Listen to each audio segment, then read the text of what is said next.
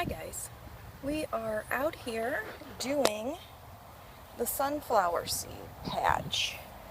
So I'm in front of my bay window. I have dug a trench that goes along with how this bay window bows as well. And we are starting here with the gray mammoth stripe sunflowers. These are huge. The gray stripe comes from the fact that you can see a gray stripe in the actual seeds of it. I went ahead and I pre-watered this whole entire trench, let it soak down, and I have put about 4 seeds because I can thin these out as I go for each layer. I did the whole thing, spacing them just like this. Now when you get here, I covered this with a 1/2 inch soil because the other 2 varieties only want this to be buried a 1/2 inch deep, and the mammoths require 1 inch. So here you can see I have started to cover it in these little mounds, so when I'm doing this, I can remember how I've spaced it, and also to show you how you can do this as you go along. Here, I have completely covered the soil, and I am using this soil that I pulled out of these buckets, which is where I laid the sunflowers at last year, and I'm now fighting it sprouting in all of these pots. So I decided to take the top layer off because if I'm going to plant sunflowers anyway, I might as well use the soil that's already giving me the volunteer and work with it. So I have also planted these Fairy Morris sunflowers. They are a variety, and I just kept the seed head from last year, and you can see those in here. These Lemon Queen, however, if you can see that, I'm in the way as usual, just have this nice little black seed, and you just sprinkle them around here.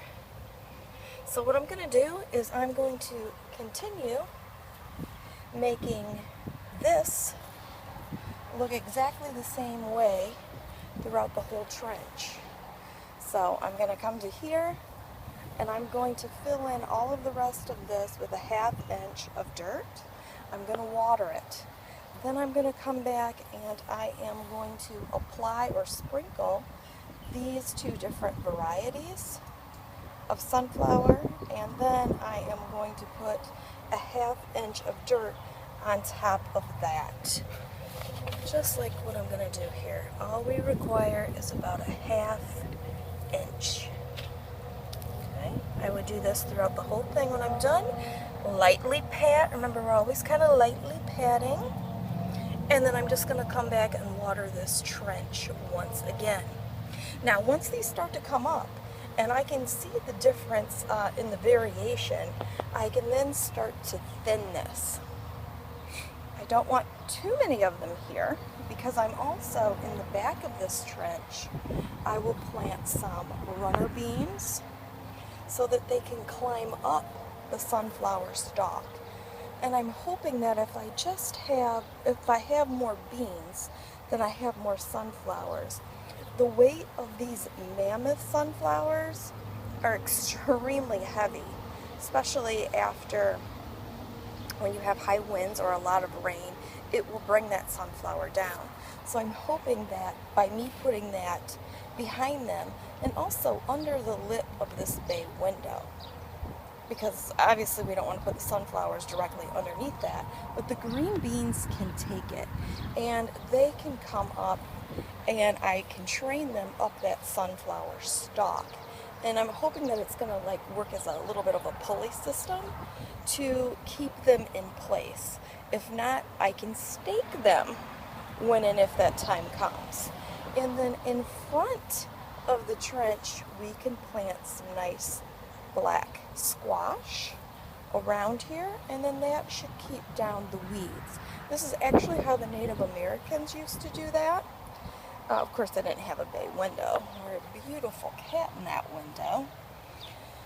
And then that will keep the weeds, which is very hard for me to mow around this bay window and this step down. So I'm just trying to do what makes sense as you plant. And as you start doing this, start getting out, start having some experience, things will just naturally start clicking for you along those lines. Thank you so much. Sure would be nice if you would subscribe, and I hope that this helped. Love you.